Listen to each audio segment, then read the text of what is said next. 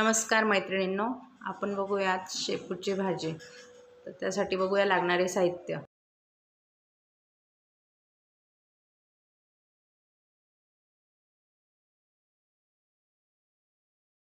भाजी स्वच्छ धुवून कापून घ्या, लसूण टेचून घ्या, नंतर शेंगदाणे आणि मिरचीचा जाडसर असं कूट करा।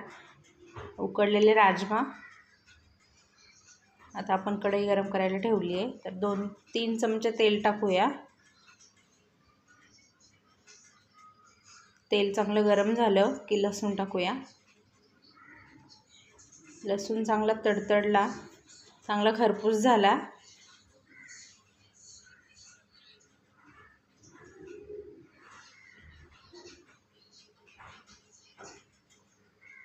की आपण त्याच्यात हळद टाकूया।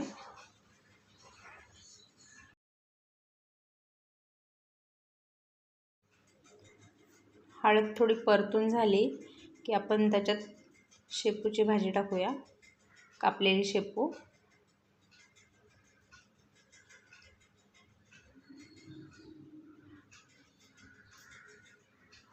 नंतर उकडलेले घेवडा आणि राजमा टाकूया।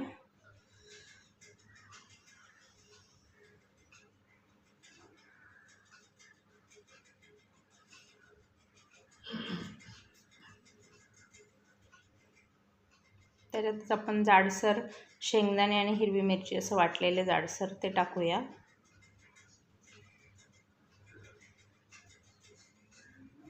नंतर राहिलेली सगळी शेपू टाकून घेऊया।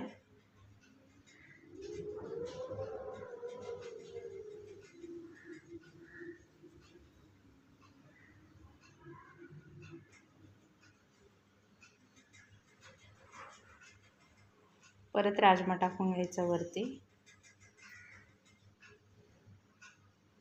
भाजीला जर अशी लेयर करून भाजी जर टाकली, सगळं मिक्स होतं आणि छान लागलं जातं। मीठ वगैरे सगळं, त्याची टेस्ट वेगळीच येते। तर आपण हे सगळं असे थर लावून टाकून घेऊया। नंतर चवीपुरतं मीठ टाकूया आणि अगदी थोडंसं असं पाणी टाकूया। नंतर 5 मिनिटासाठी झाकण ठेवून एक वाफ घेऊया। 5 मिनिटानंतर सगळी भाजी छान मिक्स करायची।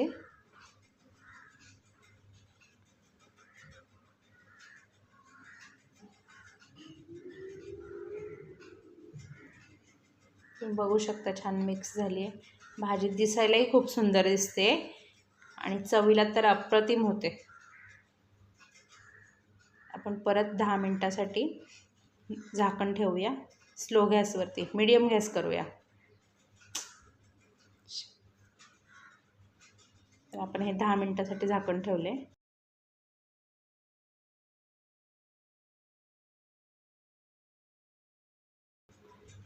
आपण बघू शकता आपली भाजी पण छान शिजली आहे। तर ह्या भाजीत तुम्हाला जर पाणी थोडंसं जास्त पाहिजे असेल तर तुम्ही जास्त टाकू शकता।